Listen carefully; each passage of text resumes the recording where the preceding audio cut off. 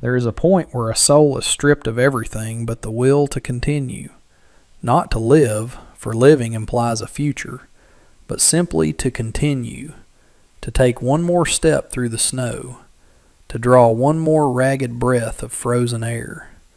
It is a place beyond hope, beyond fear, a quiet, desolate plateau of pure existence.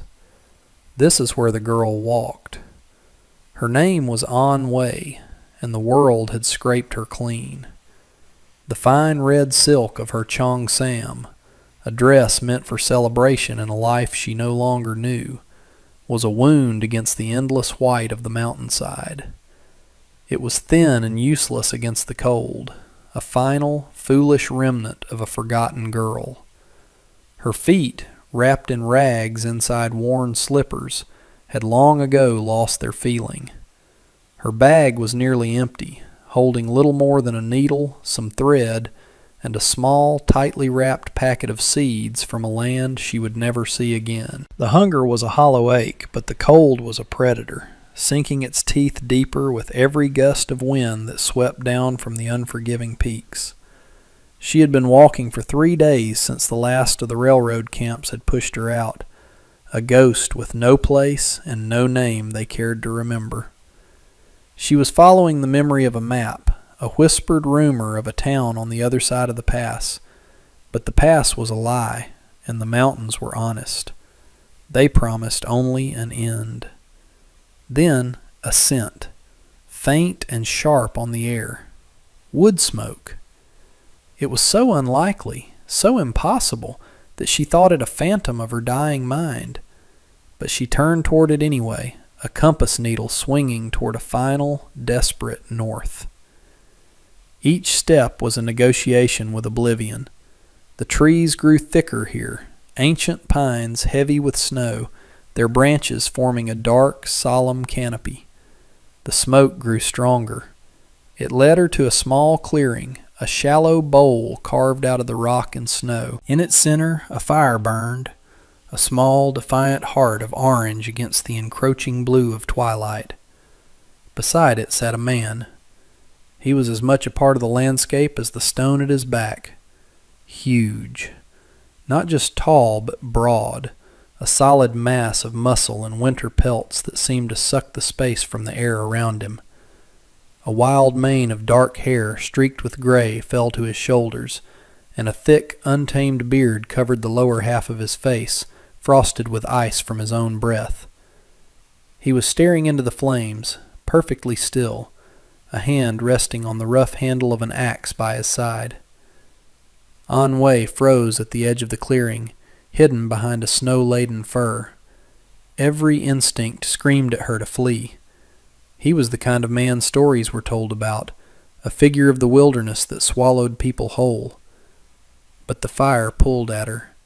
Its warmth was a siren song, promising a reprieve from the slow, agonizing freeze that was claiming her, inch by inch. The certainty of death by cold versus the possibility of death by violence. She weighed the two and found them almost equal. Almost. She took a step forward, the crunch of her foot in the snow impossibly loud. The man's head lifted. He didn't turn, but she felt his awareness, a sudden, sharp focus that pinned her in place. His eyes, when they finally moved to her, were the color of a winter sky just before a storm. They held no surprise, no anger, only a deep, unreadable stillness. She knew she had only one chance, one breath to make her plea. She clutched the thin strap of her bag, her knuckles white. Her voice, when it came, was a dry whisper, barely disturbing the frozen air. "May I warm up by your fire?" The silence that followed was vast.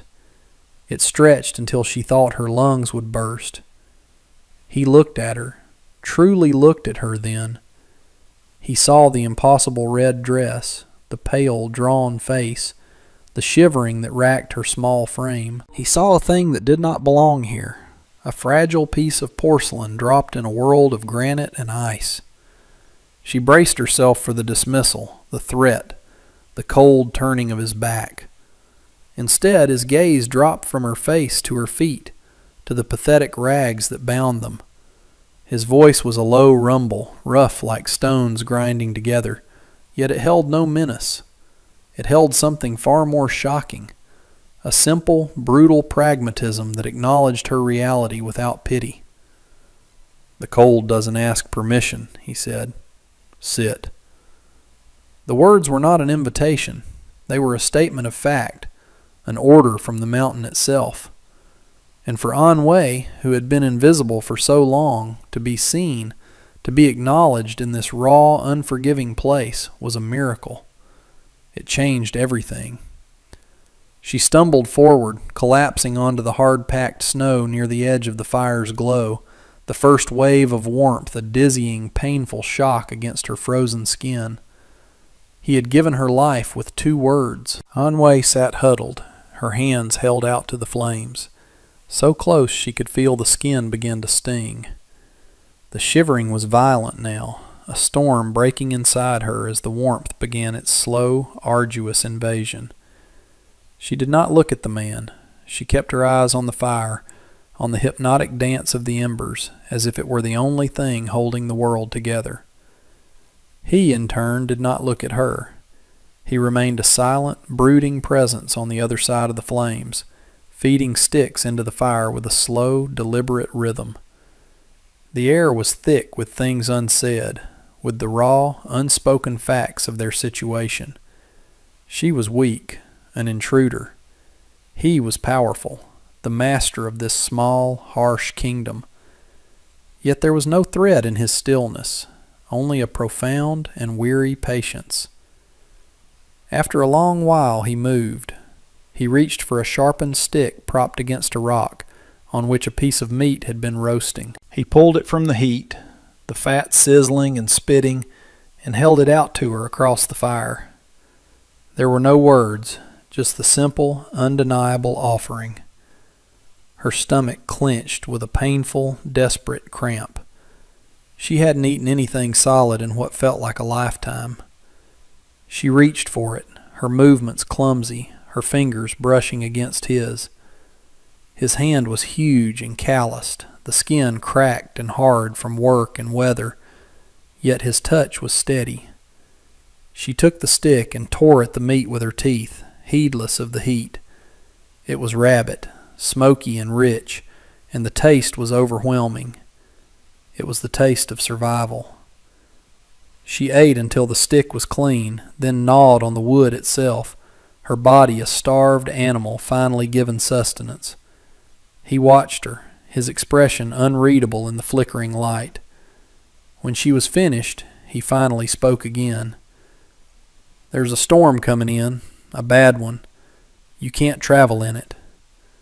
She already knew. She could feel it in the weight of the air, the deep, groaning sound the wind made as it moved through the high peaks. She nodded, her throat too tight to speak.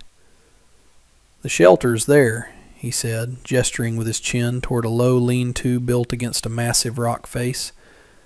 It was a simple thing, a frame of thick branches covered in pine boughs and packed with snow for insulation, but it was shelter. It was life. He stood then, unfolding to his full, intimidating height. He took a heavy bearskin from near his pack and tossed it toward her. It landed in a heap by her feet, smelling of pine smoke and cold fur. "The heat from the rock holds. Stay close to it." He did not claim the shelter for himself. He took another, smaller pelt and settled himself on the far side of the fire, his back to the wind, his axe still within arm's reach. He was giving her the safest place. The gesture was so profound, so contrary to the brutal logic of this world, that it left her breathless. She crawled into the small space, pulling the heavy bearskin over her. The radiant heat from the rock was a deep and penetrating comfort. Through the gaps in the shelter's wall, she could see him. He sat with his back to her, a solid silhouette against the fire, a guardian at the gate of her temporary world. She expected to fall into the deep, dark well of exhaustion, but sleep would not come. She lay awake for hours, listening to the rising howl of the wind and the steady, reassuring crackle of the fire he kept feeding. She watched the unmoving shape of the mountain man and wondered who he was. A man who lived alone in a place designed to kill, yet who would share his fire, his food, and his shelter with a half-frozen stranger. His name, she learned the next day, was Phelan. He said it once, plain and unadorned, as he checked the snares he had set in the woods. He did not ask for hers in return, and she did not offer it. For now, it was enough to simply exist in this strange, silent truce. The storm lasted for 4 days. It was a relentless siege of wind and snow, erasing the world outside their small clearing, burying them deeper in a cocoon of white. For Anwei, time became a simple, repeating loop. Wake to the smell of smoke, huddle by the fire, eat what Phelan provided, more roasted rabbit, a tough, chewy strip of dried venison. Watch him work. Sleep under the heavy warmth of the bear skin. Her strength began to return, a slow tide rising within her. The deep, aching chill in her bones finally receded, replaced by a quiet, steady warmth that came as much from the fire as from the food. She watched Phelan constantly. He moved with an absolute economy of motion, nothing wasted. Every action had a purpose: splitting wood, sharpening a knife, mending a tear in his leather leggings with a thick sinew thread. He was a man whittled down to his essential parts, a creature of pure function. He never spoke unless it was necessary, his words as sparse and practical as his movements. "More wood," he would say, and head out into the swirling snow, returning with an armload of frozen branches. "Water's low," he'd grunt, before taking a pot to a small, fast-moving creek that had so far resisted the freeze. He did not ask for her help, and at first she was too weak and too cautious to offer it. She was a guest here, a stray he had taken in. She did not know the rules of this place and was terrified of breaking them. But to sit and do nothing while he worked felt like a different kind of violation. It made her feel like a burden, a useless mouth to feed. On the 3rd day, as he was outside clearing a path through the deepening snow, she noticed his coat hanging from a peg he'd driven into the rock wall. There was a long, jagged tear along one of the seams at the shoulder. Without thinking, she went to her small bag and took out her needle and the spool of dark, strong thread she had carried all the way from her old life. Her fingers were stiff with cold, but the work was familiar. The small, neat stitches were a language she knew. She laid the heavy coat across her lap and began to sew, her head bent in concentration. The repetitive motion was calming, a small act of order in a world of chaos. She was so focused that she didn't hear him return. He stood in the opening of the shelter, covered in snow, watching her. She felt his presence before she saw him and looked up, her heart leaping into her throat, the needle frozen in her hand. She thought he would be angry. She had taken his property without asking. His face was in shadow, his expression impossible to read. He stood there for a long moment, the silence stretching between them. Then he simply nodded. A short, sharp dip of his chin. It was not praise. It was not thanks. It was acknowledgement, an admission that she had contributed, that she had a purpose here beyond simple survival. He took off his wet outer layers and came to sit by the fire, leaving the coat where it was. Later, when the seam was mended, the stitches small and tight and stronger than the original, she folded it carefully and placed it near him. He picked it up, ran a thumb over her work, and put it on. The fit was perfect. The tear was gone. A silent transaction had taken place. She had paid for her shelter, not with coin or words, but with skill. From that day on, a subtle shift occurred. She began to take on small responsibilities without being asked. She learned to bank the fire at night so it would be easy to restart in the morning. She kept the small living area tidy, sweeping the dirt floor of the lean-to with a makeshift broom of pine needles. She would take the pot to the creek for water, her small frame braced against the wind. These were small things, but they were the foundations of a shared existence. They were building a routine together, a silent partnership forged in the crucible of the storm. He, in turn, began to leave things for her. A piece of leather that needed softening, which she worked with her hands until it was pliable. A dull knife, which she sharpened on a smooth, flat stone from the creek bed. They were creating a new language between them, a dialogue of tasks given and completed, of needs anticipated and met. They were two solitary creatures learning the rhythm of a life lived together, their trust built not on promises, but on the quiet, steady evidence of shared labor. The storm broke on the 5th morning. The world outside their clearing was a pristine, silent wilderness of white, the sky a brilliant, aching blue. The air was so cold it felt sharp in the lungs. With the immediate threat of the blizzard gone, a new and more complicated reality settled between them. The reason for her presence, the storm, was over.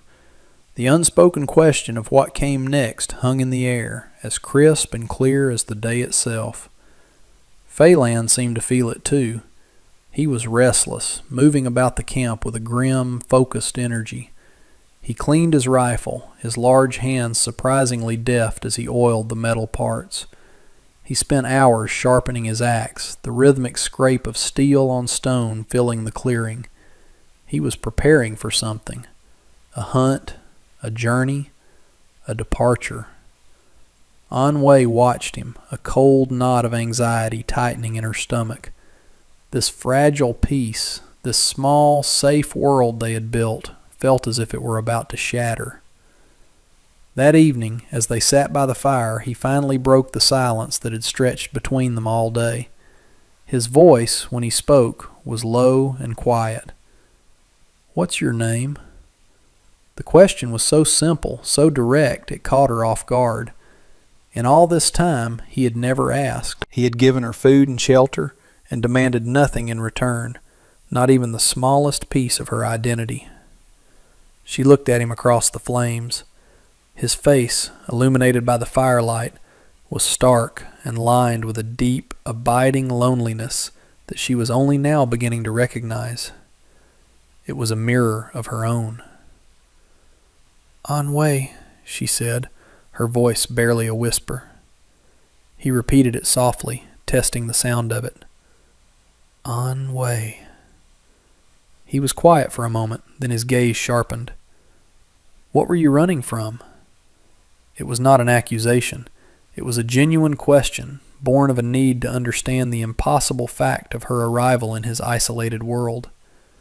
She looked down at her hands, at the faint scars on her knuckles. The story was a bitter stone in her throat, but he had earned the right to ask. He had saved her life. She owed him some piece of the truth. "My father," she began, her voice gaining a little strength. "He came to work on the railroad. From our home, across the ocean. He promised we would have a new life here, a better one." She paused, the memory raw. "He died. A rock slide. The company said it was his own fault. They gave us nothing." She didn't need to explain the rest. The shunning. The other families, desperate themselves, seeing her and her mother as extra mouths, as bad luck. After her mother had succumbed to sickness, they had simply pushed An-Wei out with a few coins and a vague direction. She was a loose thread they had snipped away. "I was trying to get to a town," she finished, her voice trailing off. "I heard there were others, like me, there." She did not look at him, afraid to see pity in his eyes. Pity was a thing she could not bear. She waited for his judgment, for his dismissal of her foolish, failed journey. Instead, he was silent for a long time, staring into the fire. The logs crackled and popped, sending a shower of sparks into the dark, star-filled sky. When he finally spoke, his voice was rough with an emotion she couldn't name. "Everyone's running from something," he said, his gaze distant, lost in a memory she couldn't see. He shifted, the movement heavy, weary. Some of us just run farther than others. It was a confession, a small, cracked window into his own soul. He didn't tell her his story, not then, but in that single sentence he had closed the distance between them. He had taken her broken story and laid a piece of his own alongside it. They were no longer just a man and a girl, a savior and a survivor. They were two exiles, sharing a fire at the far edge of the world, their shared wounds glowing faintly in the dark. He began to talk more after that, not in a flood, but in small, infrequent bursts, like water seeping through rock.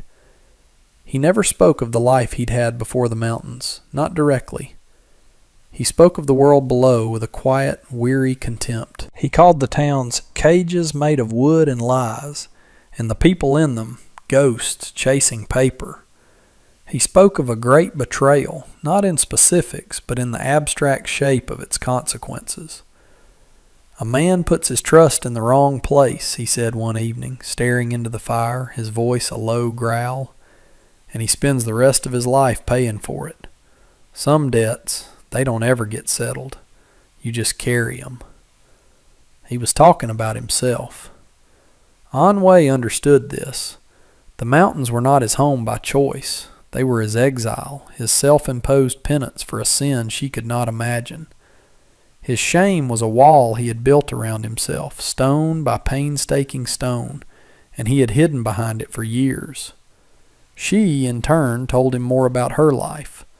Not the pain of its ending, but the beauty of its beginning. She described the village she came from, nestled by a wide, slow-moving river. She told him about the festivals, the scent of plum blossoms in the spring, the taste of the mooncakes her mother used to make. She spoke of a world of color and community, a world so alien to his grim, monochrome existence that he would listen in absolute silence, his head cocked as if hearing a story from another planet. These exchanges were their new form of labor. They were rebuilding their pasts for each other, word by word, memory by memory. They were giving each other the lives they had lost, sharing the burden of their histories. One night, a deep, guttural snarl ripped through the quiet of the forest. It was close. Too close. Anway's blood ran cold. Phelan was on his feet in an instant, his axe in one hand, a burning branch from the fire in the other. He moved without a sound, placing himself between her and the direction of the noise. "Stay in the shelter," he commanded, his voice a low, urgent whisper. The snarl came again, closer this time, followed by the heavy tread of something large circling them in the darkness just beyond the firelight. A pair of green eyes flashed, low to the ground. A mountain lion, hungry and bold. Phelan didn't move. He stood like a monolith, the firebrand held high, its light casting his huge shadow long and deep into the woods. He was a terrifying figure, more wild than the beast that hunted them. He let out a roar of his own, a primal, chest-rattling sound of pure dominance that echoed off the rocks. It was not the sound of a man. It was the sound of a bear, of the mountain itself rising to defend its territory. The green eyes blinked, hesitated. The beast snarled again, a frustrated, angry sound, but it retreated. They could hear it moving away, its heavy paws crunching in the snow, until the forest was silent once more. Phelan stood there for a long time, listening, making sure the danger had passed. Finally, he turned and came back to the fire. He was breathing heavily, the adrenaline of the confrontation still coursing through him. He tossed the branch back into the flames and sank down onto his log, running a hand through his matted hair. He looked at Anway, who was still huddled in the opening of the lean-to, her heart pounding against her ribs. His face, in the firelight, was stripped of its usual stoicism. For a moment she saw the fear he had hidden, the vulnerability beneath the granite exterior. "It's gone," he said, his voice rough. She crept out of the shelter and sat near him, closer than she ever had before. The shared danger had burned away another layer of caution between them. They sat in silence for a while, the only sound the crackling of the fire. "You were not afraid," she finally said, her voice full of awe. He let out a short, harsh laugh. "Fear is a luxury," he said, his gaze fixed on the flames. "Out here, you trade it for respect. You respect what can kill you. You show it, you can kill it back." He looked at her then, his eyes intense. "But I was afraid for you." The admission hung in the air between them, raw and unexpected. He had not just defended his territory, he had defended her. It was a confession more intimate than any story, more binding than any promise. The days grew warmer, inch by agonizing inch.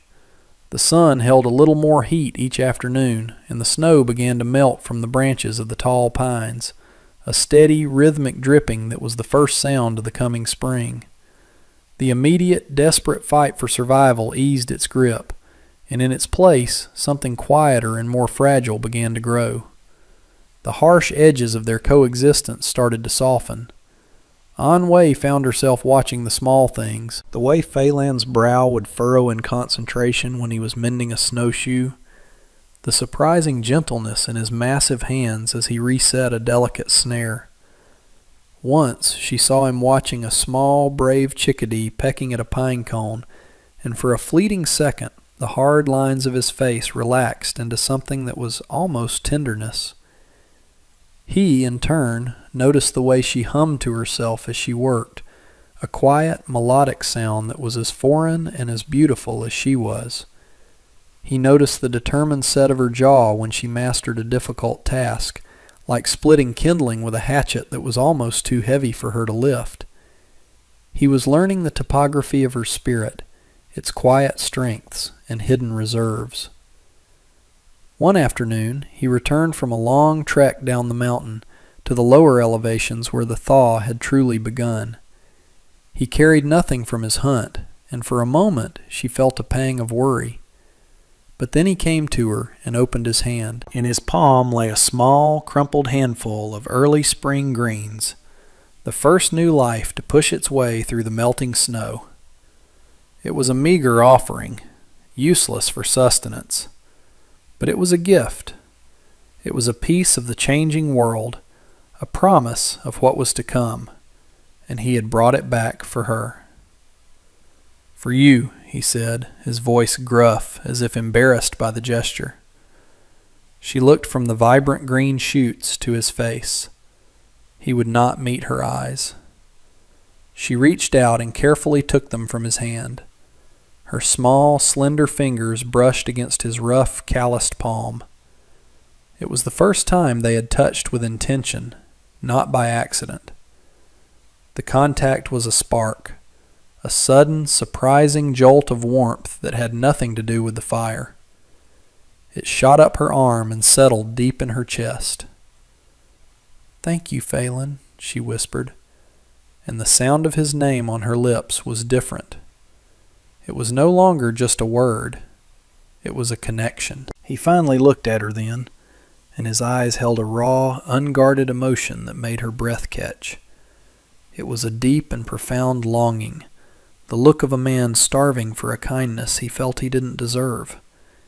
He gave her a short, stiff nod and turned away, but not before she saw it. A faint, almost imperceptible lifting at the corner of his mouth. It was not quite a smile, but it was the closest she had ever seen, and it was the most beautiful thing she had ever witnessed. That night she boiled the greens in a little water, and they shared the simple, bitter soup. It tasted of earth, of sunshine, of a future that, for the first time, felt like a possibility. The path down the mountain was becoming clearer each day. The snowpack was receding, revealing the hard, frozen earth beneath. Soon it would be possible to travel. Soon An Wei would be able to continue her journey to the town she had been seeking. The knowledge sat between them, a silent, unavoidable truth. They spoke of the world below more often now.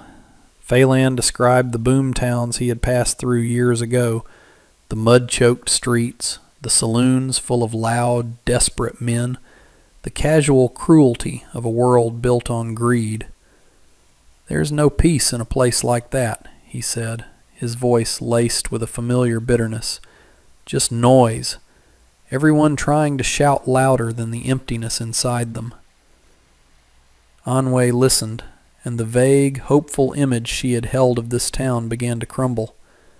She had imagined a place of safety, of community, but Phelan's words painted a picture of a different kind of wilderness, one more dangerous than the mountains because its predators wore human faces.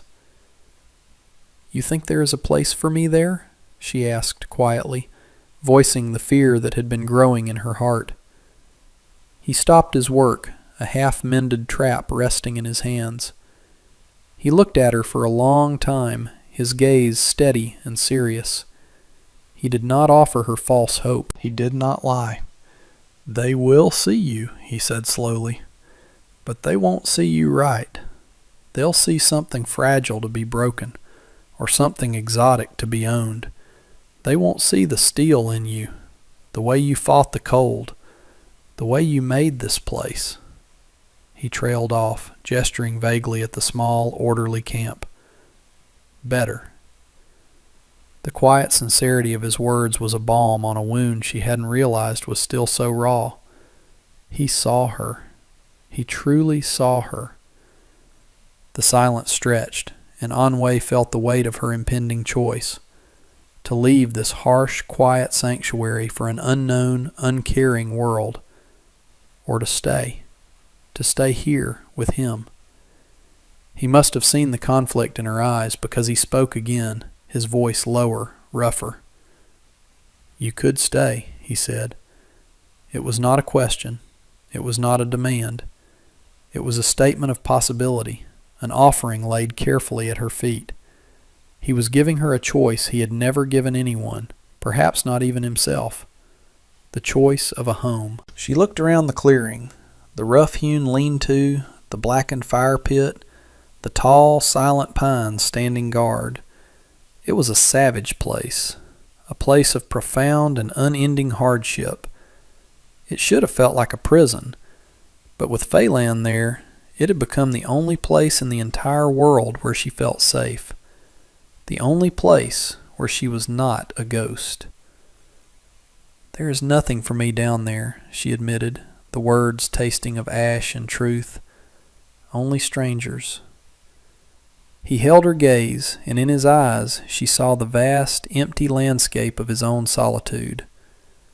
"There is nothing for me down there either," he replied. "Only ghosts." And in that shared admission, the unspoken thing between them was finally given a name. It was not love, not yet. It was something more fundamental. It was recognition. The profound, life-altering relief of two lonely souls finding their reflection in each other. They had both been running, and they had, against all odds, run to the same place. The air carried the scent of damp earth and pine sap, the unmistakable perfume of the thaw. The world was waking up, stretching its limbs after a long, hard sleep. The streams ran full and fast, and the first hints of green were beginning to appear on the south-facing slopes. Anway knew the time was coming. The mountain would soon let her go. The choice, which had once seemed impossible, now felt like the only choice she had ever had. But it had to be her own. Phelan seemed to understand this. He never spoke of her leaving again. He treated each day as if it were no different from the last, his routine steady and unchanging. But she saw the tension in his shoulders, the way he would watch her when he thought she wasn't looking. He was giving her the freedom to leave, and the quiet dignity of that gift was more binding than any cage. He was trusting her. One morning she woke before dawn. The air was still and cold, the stars still bright in a navy blue sky. She moved quietly, her heart a heavy, rhythmic drum in her chest. She took her small cloth bag from its hook inside the shelter. Phelan was awake. He lay on his side, his back to her, but she knew from the stillness of his breathing that he was not asleep. He was listening to her every move. He did not stir. He did not turn. He remained a silent, unmoving shape in the pre-dawn gloom, granting her the privacy of her decision, even if it broke him. She packed her few belongings, the needle and thread, a small knife he had given her, the worn red cheongsam folded neatly at the bottom. She slung the bag over her shoulder and walked to the edge of the clearing, to the spot where the path down the mountain began. She stood there for a long time, looking down into the vast, dark valley below. The world she had been trying to reach was down there, a world of towns and people, of noise and commerce, a world where she didn't belong, a world without him. She thought of the journey, the cold, the loneliness, and then she thought of the quiet competence of his hands, the low rumble of his voice, the fierce, protective look in his eyes the night the mountain lion came. She thought of the shared meals, the silent understanding, the simple, profound comfort of his presence. She turned her back on the valley. She walked back to the fire, its embers glowing a soft, welcoming red in the darkness. Phelan had not moved. He lay as still as stone. She knelt and gently set her bag down. She did not unpack it. Instead, she reached inside and took out the one thing she had carried as a promise to a future she had thought was lost forever, the small, silk-wrapped packet of seeds. She walked to a patch of ground near the rock wall, a place that caught the first rays of the morning sun. The earth was still cold and hard, but it was no longer frozen solid. She knelt, her knees sinking into the damp soil, and began to clear the spot with her bare hands, pulling away the dead leaves and small stones. This was her answer, a choice made not with words, but with action, a choice to plant, to grow, to stay. She felt him move behind her, heard the soft tread of his boots on the earth. He came to stand beside her, his large frame blocking out the last of the fading stars. He looked down at the small packet in her hand, then at the patch of earth she was clearing. He understood. He did not speak. He simply knelt beside her. The movement was slow, deliberate, a mirror of her own. His presence was a solid, reassuring weight next to her. He began to work, his huge, calloused hands breaking up the cold, stubborn soil, his fingers surprisingly gentle as he crumbled the clods of earth. They worked together in the quiet of the dawn, two figures side by side, their hands in the dirt. When the small patch was cleared and the soil was soft and ready, she finally looked at him. A real smile, bright and certain, lit up her face, reaching her eyes for the very first time. "It will be a garden," she said, her voice clear and steady in the morning air. He met her gaze, and the deep, abiding loneliness in his eyes had begun to recede, like a long winter finally giving way to spring. A slow, genuine smile touched his own lips, transforming his harsh features into something gentle, something hopeful. "Yes," he said, his voice thick with an emotion that needed no other name. "We'll make it a garden." And in the first light of a new day, they began to plant the seeds.